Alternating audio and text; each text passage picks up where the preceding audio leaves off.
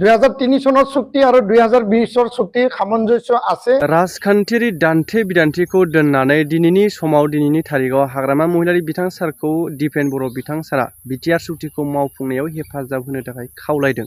आं भिडिअखौ आबुङै होनो थांगासिनो दङ। बेसिखिनियाव बिथाङा गोबांखिनि बाथ्रा बुंलांदों, जेरावनाखि जे बिटिआर एकर्डनि जे 280 आर्टिकेलनि गेजेरजों थोंजोङै जोंनि बिटिसियावहाय रांफोरा फैयोब्ला सेन्ट्रेल सरकारनिफ्राय जे 1500 कौटिखौ बिथाङानो बाहायनो मोनगोन, जायनि थाखाय आसाम सरकार आरो लोगोसे भारत सरकारखौ नारसिननानै बे डिमान्ड खालामनायाव हेफाजाब होनो थाखाय बिथांखौ खावलायनाय नैबे भिडिअखौ लानानै फैदों।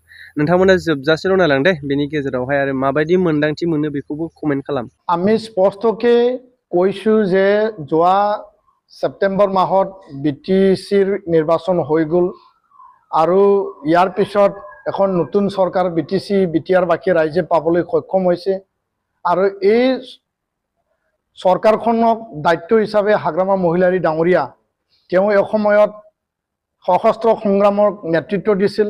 বিএলটিক ভাৰত চৰকাৰ, অসম চৰকাৰ আৰু বিএলটিৰ মাজত নিখিল বড়ো ছাত্ৰ সন্থাৰ সহযোগত, বড়ো ৰাইজৰ সহযোগ, আন জাতি জনগোষ্ঠীৰ সহযোগত 2003 এখন চুক্তি সম্পাদিত হৈছিল।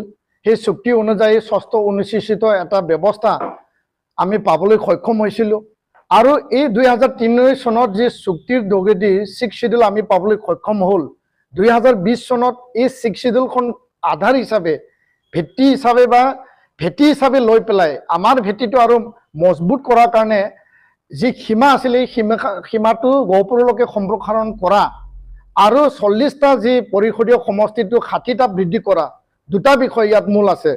সীমা সম্প্ৰসাৰণ আৰু 40টা সমষ্টিটো 60টালৈ বৃদ্ধি কৰা।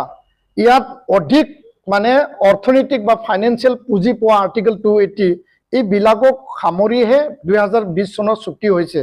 2003 চনৰ চুক্তি আৰু 2020 চুক্তি সামঞ্জস্য আছে। 2003 চুক্তিৰ আধাৰতে 2020 চুক্তি হৈছে।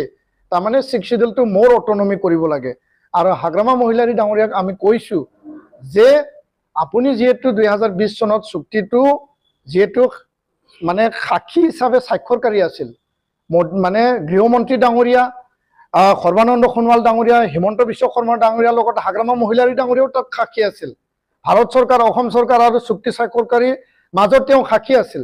তো ইয়াৰ কাৰণে আমি আহ্বান জনাইছোঁ তেওঁক। আমি মানে আমাৰ তৰফৰ পৰা আমি অনুৰোধ ৰাখিছোঁ যে যেহেতু তেওঁ নতুনকৈ বিটিচি বিটিআৰৰ দায়িত্ব ল'লেই, তেখেতৰ লগত আমি আলোচনাত কৰিম, আলোচনাত মিলিত হ'ম আৰু চুক্তিক আখৰে আখৰে ৰূপায়ণ কৰাৰ ক্ষেত্ৰত বিটিচি চৰকাৰেও যাতে সহায় কৰে এই কথাটো আমি তেওঁ আহ্বান জনাইছোঁ।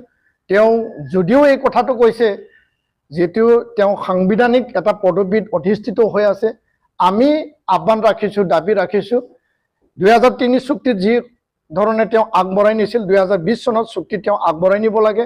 কাৰণ এই চুক্তি কাৰো ব্যক্তিগত সম্পত্তি নহয়, কোনো দল সংগঠনৰ সম্পত্তি নহয়। এই চুক্তিৰ দ্বাৰা 35 লাখ বিটিআৰ বাকী ৰাইজৰ অধিকাৰ তাত সন্নিৱিষ্ট হৈ আছে আৰু 1500 কোটি টকা, এই কথাটো আমি এতিয়া স্পষ্টকৈ ক'ম, যিখিনি অনুষ্ঠান প্ৰতিষ্ঠান ইনফ্ৰাষ্ট্ৰাকচাৰ আন্তঃগাঁথনি উন্নয়নৰ কথা তাত লিপিবদ্ধ আছিল, এই 1500 কোটি টকাৰে যিখিনি নিৰ্মাণ হ'ব, যিখিনি উন্নয়ন হ'ব, হাগ্ৰামা মহিলাৰী ডাঙৰীয়া এতিয়া দায়িত্ব লোৱাৰ পিছত তেওঁ নিজে পিতা কাটি পেলাই এইবিলাক উদ্বোধন কৰিব, ফাউণ্ডেশ্যন লে কৰিব। আৰু আমি ইয়াৰ কাৰণে আহ্বান জনাইছোঁ ৰাজনীতিক কথাবিলাক আৰু ৰাজনীতিক সময় এতিয়া পাৰ হৈ গ'ল, এইবিলাক আৰু এতিয়া আনিব নালাগে। এতিয়া কাম কৰাৰ সময়। বিটিচি বাকী বিটিআৰ বাকী ৰাইজক যি প্ৰতিশ্ৰুতি প্ৰদান কৰিছিল এইটো কৰিব লাগে আৰু চুক্তি ৰূপায়ণৰ ক্ষেত্ৰত আপুনিও আগভাগ ল'ব লাগে। এই কথাটো হাগ্ৰামা মহিলাৰী ডাঙৰীয়াক আমি আজিৰ সংবাদমেলৰ যোগেদিও পুনৰ আমি আহ্বান জনাইছোঁ।